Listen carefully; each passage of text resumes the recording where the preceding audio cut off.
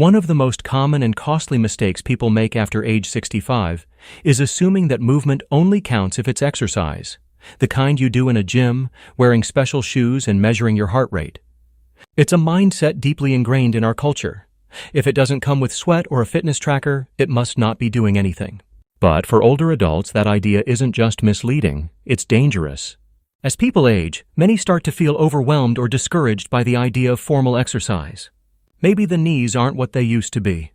The back aches a bit more, a treadmill sounds intimidating, and a spin class? Forget it. Slowly, without even realizing it, many stop moving altogether, thinking, well, I guess this is just part of getting old. But here's the truth. Your body doesn't care whether your movement happens in a gym or in your kitchen. What it cares about is frequency, consistency, and purpose. It's not about training like an athlete. It's about refusing to become sedentary. The human body, no matter its age, is designed to move. And when it doesn't, decline sets in with quiet efficiency. Muscles weaken, joints stiffen, balance becomes less stable. Your cardiovascular system gets less efficient. And your brain, yes, your brain begins to receive less oxygen, stimulation, and engagement.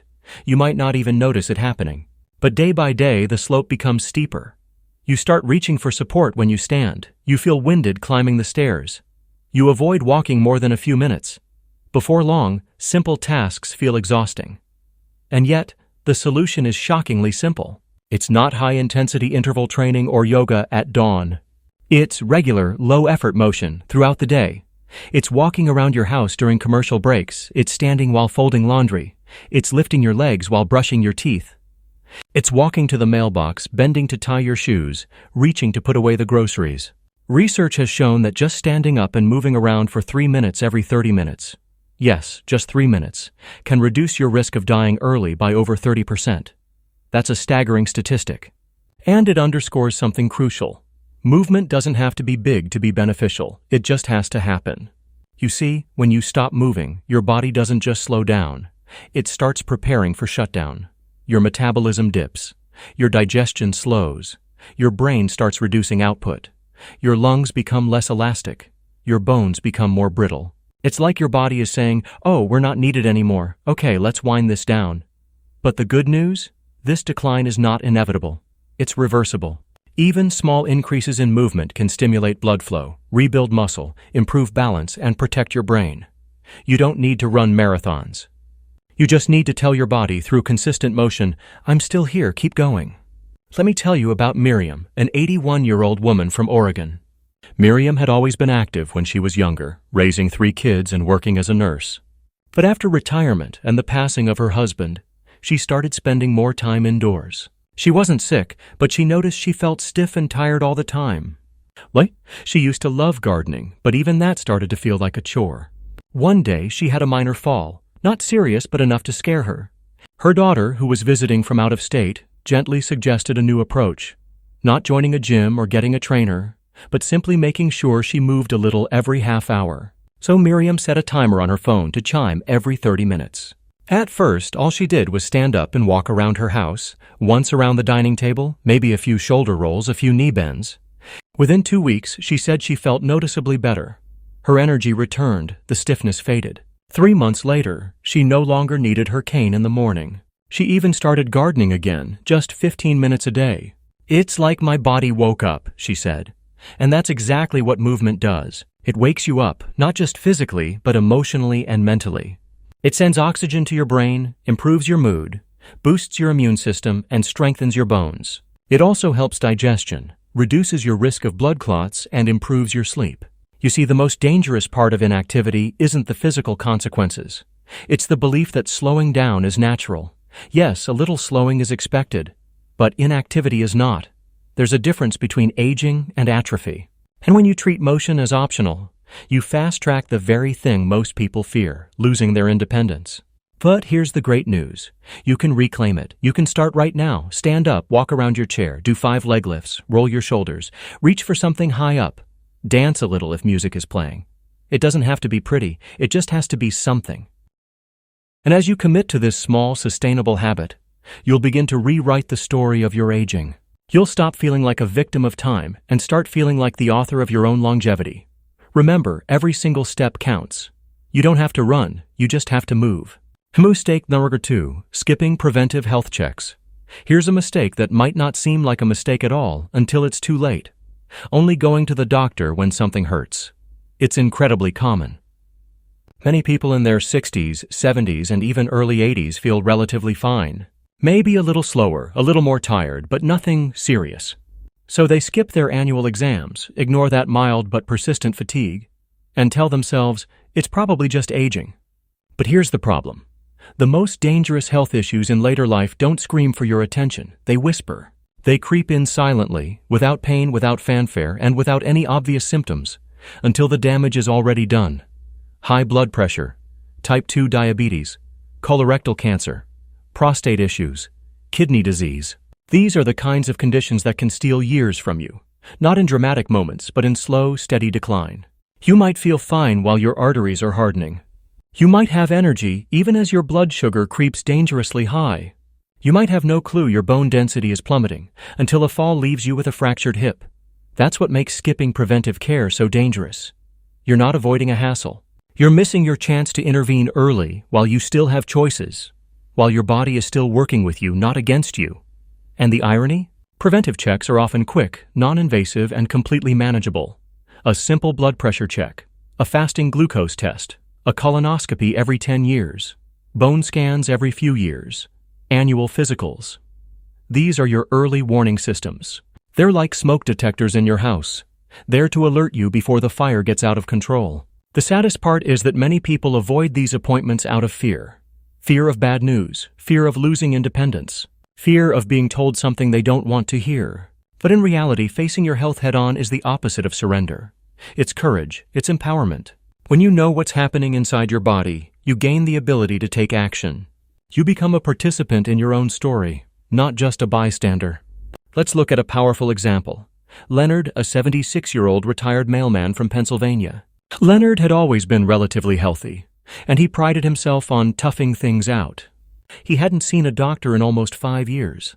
He figured he was doing fine. Sure, he had gained a little weight, felt more sluggish, but nothing out of the ordinary. That changed when his daughter, a nurse, practically dragged him to a health fair offering free checkups. That's when everything turned upside down. His blood pressure was dangerously high, so high that the nurse insisted he go to the ER right away. At the hospital, they discovered early-stage kidney damage and signs of hypertensive heart disease. He was shocked. "I felt fine," he kept saying. And that was the point. These conditions don't cause symptoms in the early stages, but left unchecked, they would have cost him years, maybe even his life. Thankfully, because they caught it in time, Leonard was able to start treatment immediately. With some medications, dietary changes, and regular follow-ups, he stabilized his condition. Today, he jokes that his daughter saved his life by nagging him into the car. Stories like Leonard's aren't rare. They're common. But the outcomes differ dramatically depending on when someone seeks help. Early detection leads to more options, more control, and more time. Late detection? That's when you hear the words, "If only we had caught this sooner." Still, so many people live by the dangerous logic of, "If I don't know, it can't hurt me."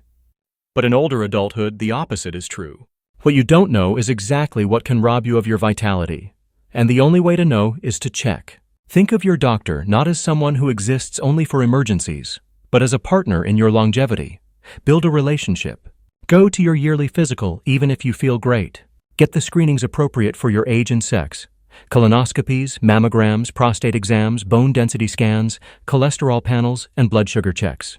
Not because something is wrong, but because you're planning to live a long and healthy life. And don't forget the peace of mind that comes from routine care.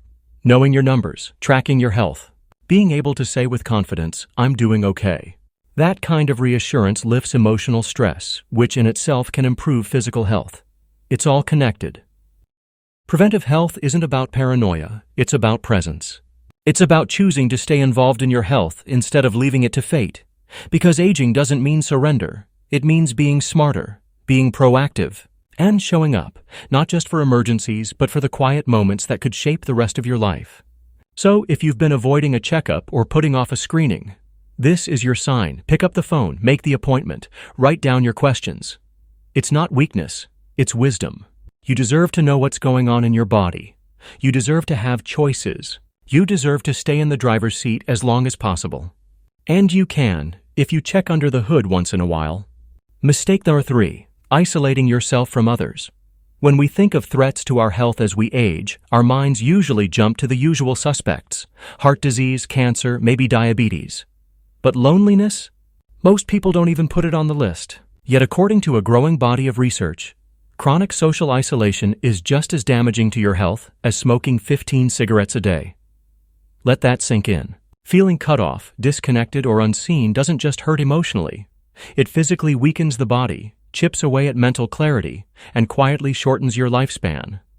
The truth is, humans are social by design. Connection isn't just a nice thing to have, it's a biological necessity.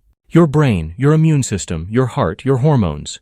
Every part of your body works better when you're connected to others. And yet, as people move into their 70s and 80s, isolation becomes increasingly common. Loved ones pass away. Adult children get busy. Friends move or become less mobile. The circle that once kept you socially engaged starts to shrink, and too often no one notices until it's already taken a toll. But here's the thing. You don't need a crowd to stay connected. You don't need to host dinner parties or be the life of the community center. What you need is consistent, meaningful interaction. One person you can talk to, one group you can belong to, one routine that gets you out of the house and into a space where you feel seen. When people lose that, something shifts internally. Their sense of purpose fades, their spark dims, motivation weakens. They sleep more, move less, and stop seeking out joy. And as that emotional disconnection deepens, the physical consequences begin. Isolation has been linked to higher risks of cognitive decline, heart disease, stroke, depression, and even premature death. It's a quiet spiral, so subtle that many people don't even realize they're in it until it feels too heavy to climb out. Let me introduce you to Dolores, an 84-year-old woman living in a small town in Wisconsin. Dolores had always been independent. Widowed in her early 60s, she had built a life around hobbies, volunteering, and her church community. But during the pandemic, like so many others, she stayed home. One by one, the pieces of her social life fell away. The quilting group shut down, her church moved services online. Her weekly coffee with friends turned into occasional phone calls. At first, she thought she was doing fine. But slowly, she stopped dressing up in the morning. Meals became simpler and more infrequent. She found herself watching hours of TV every day, barely moving, barely thinking. She didn't feel sad exactly, just disconnected. Then came the memory slips. Names she used to recall instantly began eluding her. She stopped going outside altogether, even though her legs still worked fine. Her granddaughter, visiting during a holiday break, was shocked at how much Dolores had changed in a year. She looked thinner, more withdrawn. So gently she sat down and asked her, "When's the last time you laughed?" Dolores couldn't remember. That question was the turning point. Her family worked together to rebuild her routine. They helped her rejoin a local knitting circle that had started meeting again. A neighbor began stopping by once a week to have coffee. Her church assigned her a buddy who called every Sunday afternoon just to chat. Nothing elaborate, just connection, a little at a time. Within a few months, Dolores began to brighten again. She cooked more. She started telling stories again. Her memory improved. And one day she said something profound. "It's like I was disappearing, but now I feel like I've come back." That's what isolation does. It doesn't just cut you off from others. It cuts you off from yourself, from your vitality, from your worth, from your sense that you matter. But here's the empowering truth. Reconnection is always possible. It starts with one small act of courage, a phone call to an old friend, a walk to your neighbor's porch, saying yes to an invitation, going to the library just to see familiar faces, volunteering somewhere, even if it's only once a month. These things might feel awkward at first, especially if you've been withdrawn for a while, but they're life-giving, and don't underestimate your own impact on others. You're not a burden. You're a blessing. The wisdom, kindness, and presence you bring into a room matters. There may be someone else feeling just as alone, waiting for someone to reach out. Maybe that someone is you. You might be thinking, but what if I've lost touch with everyone? That's okay. Life changes. Circles shift. But there are always new connections waiting to be made. Start where you are. Try joining a local club, a senior center activity, or even a virtual group online if mobility is tough. What matters is consistency. Just 1 or 2 regular points of connection per week can transform your mood, boost your immunity, and keep your mind sharp. Aging doesn't mean fading into the background. It means adapting, showing up, and choosing connection. even when it's inconvenient or uncomfortable. Because every conversation you have, every shared laugh, every simple moment with another person builds resilience and adds time and life to your years. So if you've been feeling a little more alone lately, take this as your gentle nudge. Pick up the phone, knock on a door, ask someone to lunch. You don't have to do it all. You just have to start. Your future self will thank you. Mistake number 4, ignoring chronic inflammation. If you've ever stubbed your toe or cut your finger, you've experienced inflammation firsthand. Redness, swelling, a bit of pain. That's your body's natural healing response. Short-term inflammation is your friend. It protects you, fights infection, and helps you heal. But there's another kind of inflammation that doesn't look or feel like anything at all. It doesn't swell or hurt or announce itself with warning signs. This kind is silent, slow-burning, and incredibly dangerous. It's called chronic inflammation, and it's a health time bomb for older adults. Chronic inflammation is the underlying culprit in nearly every major disease that shortens lives after age 65, heart disease, type 2 diabetes, Alzheimer's, arthritis, even some cancers. Yet it often goes undetected for years, quietly damaging blood vessels, joints, organs, and even the brain. Why? Because unlike acute inflammation, chronic inflammation doesn't come with obvious symptoms. There's no fever, no cut, no ache, just a slow erosion of your internal systems. Many people write off their early signs of chronic inflammation as normal aging. A little more fatigue, stiffness in the morning, mild digestive issues, low-grade depression, trouble sleeping, even mental fog. But here's the catch. These can all be signals of inflammation simmering under the surface. Left unchecked, it wears your body down faster than age alone ever could. So where does chronic inflammation come from? Often it's fueled by lifestyle habits we don't even think twice about. Diets high in sugar and processed foods, lack of movement, chronic stress, poor sleep, smoking, alcohol overuse, and even exposure to long-term pollution or untreated infections. Over time, the immune system stays stuck in on mode, fighting things it shouldn't be, attacking the body's own tissues and causing damage along the way. But here's the good news. You can do something about it. In fact, reducing chronic inflammation is one of the most powerful ways to extend not just the years in your life, but the life in your years. It's not about drastic changes or expensive supplements. It's about consistent, gentle shifts in how you eat, move, rest, and care for your body day to day. Let's take nutrition, for example. You don't need to follow a complicated diet to make a difference. Simply reducing processed sugar, trans fats, and refined carbs can dramatically lower inflammation levels. At the same time, increasing anti-inflammatory foods like leafy greens, berries, fatty fish, olive oil, turmeric, and nuts can support your body's ability to repair itself. Hydration plays a big role too. Staying well hydrated helps your cells flush toxins and maintain balance. Movement is another key factor. It doesn't need to be intense or structured. As we covered earlier, regular low-impact movement helps regulate your immune system, reduce stress hormones, and improve circulation, all of which calm inflammation. Even light daily walks or stretching can yield massive benefits over time. And don't forget stress. Chronic emotional stress can be as inflammatory as a junk food diet. When cortisol levels stay high for too long, the body remains in a state of alert, and inflammation rises. Mindful breathing, hobbies, nature walks, prayer, and simply slowing down can dramatically soothe your nervous system and reduce inflammatory triggers. Let me share the story of George, a 79-year-old man from Florida. George had been a retired mechanic for over a decade and always considered himself relatively healthy. He wasn't overweight, didn't smoke, and walked a little each week. But he felt exhausted almost every afternoon. His joints were constantly stiff, his memory was slipping, and he was getting more anxious and irritable than usual. His doctor ran some blood work, and while nothing looked alarmingly wrong, one test stood out. His CRP, C-reactive protein, a marker of inflammation, was sky high. George was stunned. "I thought I was just getting older," he said. But his doctor explained that much of what he was experiencing, joint pain, fatigue, mental fog, was likely tied to inflammation. Together they came up with a simple plan.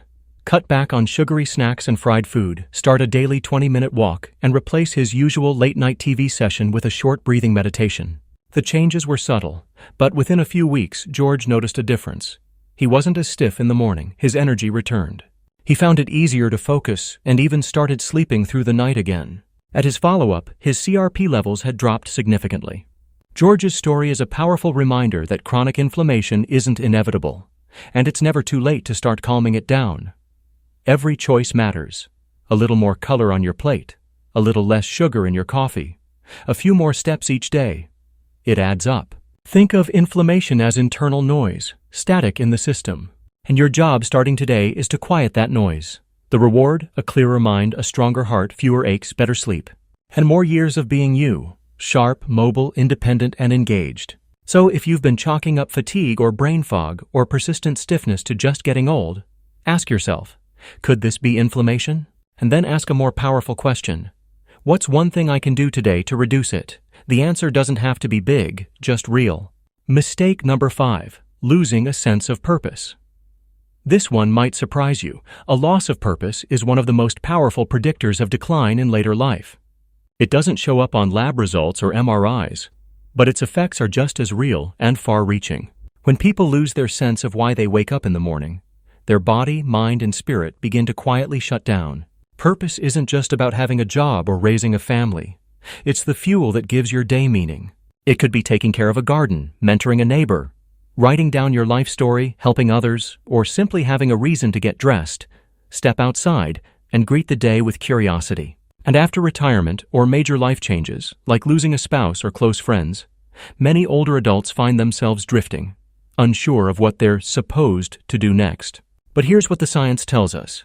Purpose adds years to your life and life to your years. Studies have shown that people over 65 who report a strong sense of purpose are significantly less likely to suffer from Alzheimer's, depression, stroke, or heart attack. They're also more likely to stay mobile, recover faster from illness, and maintain independence. Why? Because purpose gives direction. It's the internal compass that guides your choices, keeps you mentally sharp, and drives you to stay involved, physically, socially, and emotionally. When you know your life still has meaning, you care for yourself better. You engage with others more, you move with intention, you smile more. You get out of bed not just because you have to, but because you want to. Now, let's get real for a moment. After a certain age, society doesn't always make it easy to feel purposeful.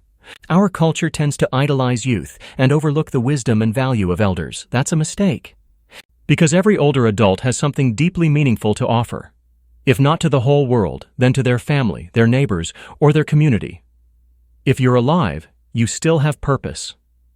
The trick is reconnecting with it.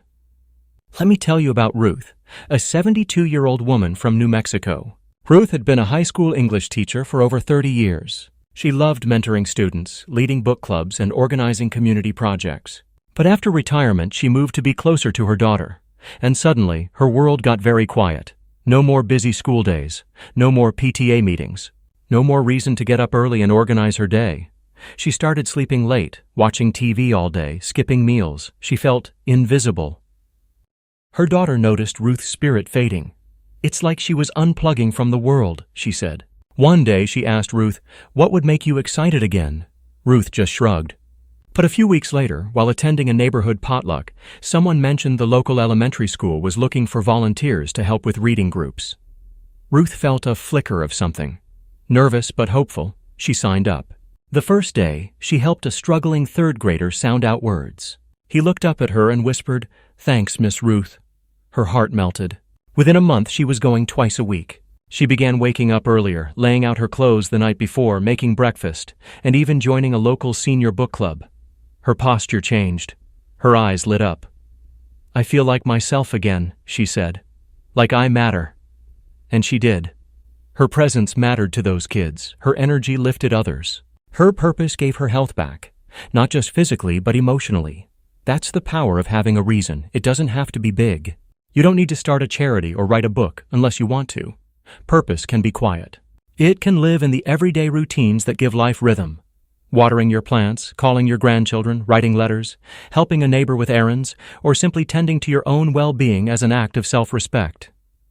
If you're not sure where to begin, ask yourself these 3 questions. What activities make me feel most alive? Who in my life could use some support, kindness, or wisdom?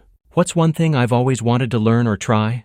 The answers may surprise you. Maybe it's painting, maybe it's helping at the local shelter, maybe it's cooking one new recipe a week, or joining a community garden.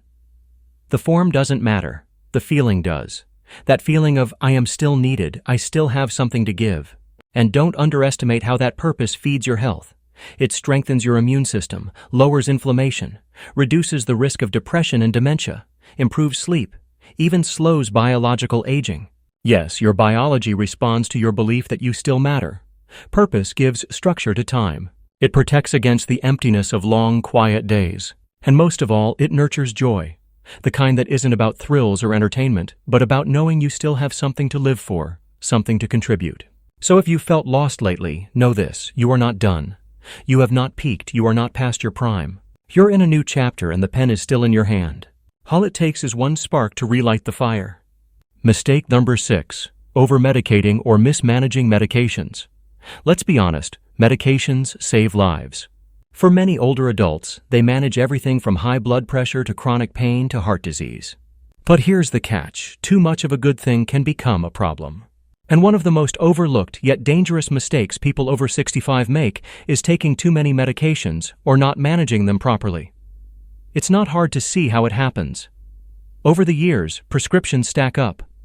One doctor adds a pill for blood pressure. Another prescribes something for sleep.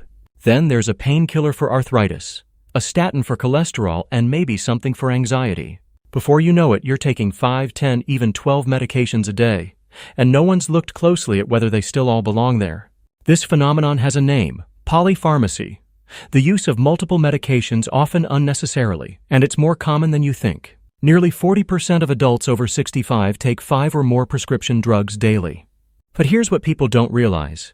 The more medications you take, the higher your risk of dangerous drug interactions, side effects, memory loss, falls, and even hospitalizations. Not only that, but as you age, your body processes drugs differently.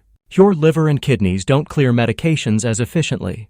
Your brain becomes more sensitive to chemicals. What worked well at 55 might be too strong at 75. Even over-the-counter meds and supplements, like ibuprofen, antihistamines, or herbal remedies, can cause issues when mixed with prescriptions. What's worse? Sometimes symptoms caused by medications are mistaken for normal aging. How you feel more tired, dizzy, confused, or constipated, and assume it's just part of getting older. But often it's not aging, it's over-medication. Let's consider a real-world example. James, a 74-year-old former high school football coach from Michigan. James was sharp, active, and proud of his independence. Over time, though, he started to feel off. He was sleeping more, forgetting appointments, losing his balance, and getting lightheaded often. His family worried it might be early dementia. A visit to a new geriatric specialist revealed something surprising. James was taking 11 medications, prescribed over the years by various doctors who hadn't coordinated care. Some were duplicates. One drug was known to cause confusion in older adults. Another was interacting with his blood pressure pill, causing the dizziness. His body wasn't failing him, his medicine cabinet was. With his doctor's help, James gradually reduced his medications to just 6 essential ones. The result? His energy came back. He stopped having dizzy spells. His memory sharpened. "I feel 10 years younger," he said. "Turns out I didn't need a new brain. I just needed fewer pills." James's story is powerful because it's so common, and thankfully it's preventable. So how can you protect yourself or a loved one from this silent danger? It starts with awareness. Here are a few essential steps.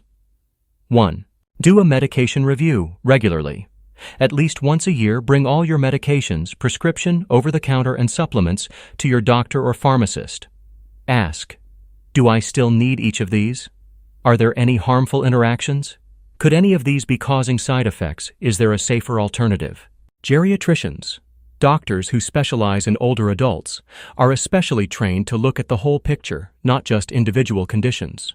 They're often your best ally in simplifying a complex medication plan. 2. Know what you're taking and why many older adults take pills without really understanding what each one is for. That's risky. You should be able to answer, what is this medication treating? What are the side effects I should watch for? When and how should I take it? Keep a written list of your medications, updated and with you at all times, especially for emergency visits or when seeing new specialists. 3. Watch for new symptoms. Anytime you start a new medication or increase the dose, pay close attention to changes in how you feel. Fatigue, confusion, nausea, dizziness, or mood shifts can all be medication-related. Don't assume it's just age. check in with your doctor immediately. 4. Be cautious with OTC and supplements. Just because something is sold without a prescription doesn't mean it's safe. Antihistamines, sleep aids, herbal teas, and even vitamins can interact with your medications. Always ask your pharmacist or doctor before adding anything new, even natural remedies. 5. Use pill organizers and reminders. Missing doses or accidentally doubling up can be dangerous. Simple weekly pill boxes, smartphone alarms, or even a printed schedule on the fridge can help keep things on track. If memory is becoming an issue, a family member or caregiver can help with oversight. 6. Ask about deprescribing. Deprescribing is the process of slowly and safely reducing or stopping medications that are no longer needed. It's not dangerous, it's smart. Many doctors don't automatically suggest this, so you might have to ask, are there any medications I could safely stop or lower? Over-medication isn't just about swallowing too many pills. It's about what those pills are doing to your quality of life, your energy, clarity, balance, digestion, and emotional state. The goal isn't to be pill-free, but to be strategic about what you truly need. Your medications should be helping you live, not holding you back. So take charge, schedule that review, ask the hard questions, simplify where you can. Because when your body is no longer overwhelmed by unnecessary chemicals, it can heal, energize, and focus on what really matters: living well. Mistake number 7, neglecting sleep health. You've probably heard the phrase, "I'll sleep when I'm dead." But when it comes to healthy aging, it's more accurate to say, sleep well, live longer. One of the biggest mistakes people make after 65 is brushing off poor sleep as a normal part of aging. But here's the truth. It's not normal. It's a warning sign, and ignoring it can have serious consequences. Sleep isn't just rest, it's repair. While you're asleep, your brain clears out toxins, your muscles rebuild, your immune system strengthens, and your memories consolidate. In fact, scientists now believe that good sleep is just as important as diet and exercise for preventing cognitive decline, boosting immunity, and even avoiding chronic diseases like heart failure, diabetes, and Alzheimer's. But here's the issue. As people get older, their sleep often changes, and not always for the better. Maybe you fall asleep easily, but wake up multiple times at night. Or maybe you toss and turn until dawn, waking up tired and groggy no matter how long you were in bed. Sound familiar? These changes often stem from shifts in hormones, changes in circadian rhythm, less physical activity, or increased stress. Sometimes medications also play a role. But instead of addressing the cause, many people reach for quick fixes, sleeping pills, alcohol, or just powering through exhaustion. And that's where the downward spiral begins. Let's talk about why this matters so much in later life. Poor sleep isn't just about being tired. It increases your risk of falls and broken bones due to grogginess or poor balance, heart disease and stroke from elevated nighttime blood pressure, memory loss and dementia due to lack of brain repair during deep sleep, depression and anxiety due to chemical imbalances, weakened immune function, leaving you vulnerable to illness, blood sugar issues, and weight gain from hormone disruption. In short, neglecting your sleep accelerates aging. But here's the good news. It's never too late to reclaim it. Let me introduce you to Elaine, a 76-year-old retired nurse from Oregon. Elaine was sharp, witty, and loved doing crossword puzzles and gardening. But for over a year, she barely slept. She'd go to bed at 10, toss and turn until 2, and wake again by 5. She tried melatonin. She tried chamomile tea. Nothing worked. Over time, her energy dropped, her mood darkened, and she began forgetting appointments, a red flag for someone who had always been on top of things. Her doctor initially suggested sleeping pills, but Elaine hesitated. She'd seen patients become groggy or dependent on them. Instead, she worked with a sleep therapist who specialized in older adults. They made a few small but powerful changes. She began walking every morning in natural sunlight to reset her circadian rhythm. She cut caffeine after 11 a.m. She set a strict bedtime and wake time, even on weekends. She replaced her nightly news habit, which spiked anxiety, with a calming audiobook. She dimmed the lights an hour before bed, stopped using screens after 8 p.m., and began a short gratitude journaling practice. At first, the changes felt like a chore. But by week 3, Elaine noticed she was falling asleep faster and staying asleep longer. Her mind felt clearer. Her balance improved. And her favorite line? "I didn't realize how much I'd been sleepwalking through my days until I truly slept again." Elaine's transformation isn't rare. It's what happens when we treat sleep as essential, not optional. Here are some key lessons from her experience that can help you too. 1. Build a sleep routine. The body thrives on rhythm. Go to bed and wake up at the same time every day, even on weekends. Avoid naps after 3 p.m. And resist the temptation to sleep in just this once. Consistency teaches your body when it's time to wind down. 2. Get natural light early in the day. Natural morning light is one of the strongest signals for your internal clock. Just 15-30 minutes of outdoor light can help regulate melatonin, the sleep hormone, making it easier to fall asleep later. 3. Create a wind-down ritual. Sleep doesn't start the moment your head hits the pillow. Ease into it. Read, listen to calm music, stretch gently, or practice deep breathing. Avoid the news, social media, or anything that triggers stress or alertness. 4. Watch what you eat and drink. Caffeine can linger in your system for up to 8 hours, so avoid it after late morning. Also, limit alcohol, which might make you drowsy at first but disrupts sleep quality later in the night. Heavy meals before bed can also interfere with rest. 5. Make your bedroom a sleep sanctuary. Keep it cool, dark, and quiet. Use blackout curtains, white noise machines, or an eye mask. Remove clutter and screens. Your brain should associate your bedroom with rest, not scrolling, TV, or problem solving. 6. Address sleep disorders. Sleep apnea, restless leg syndrome, and chronic insomnia are common but treatable. If you snore heavily, gasp in your sleep, or always wake up tired no matter how long you sleep, talk to your doctor about a sleep study. 7. Don't rely on sleep aids.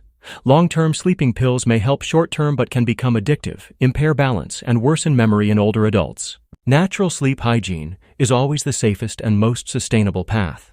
The bottom line is this: you deserve restful, healing sleep at every age. It's not a luxury. It's your brain and body's daily reset button.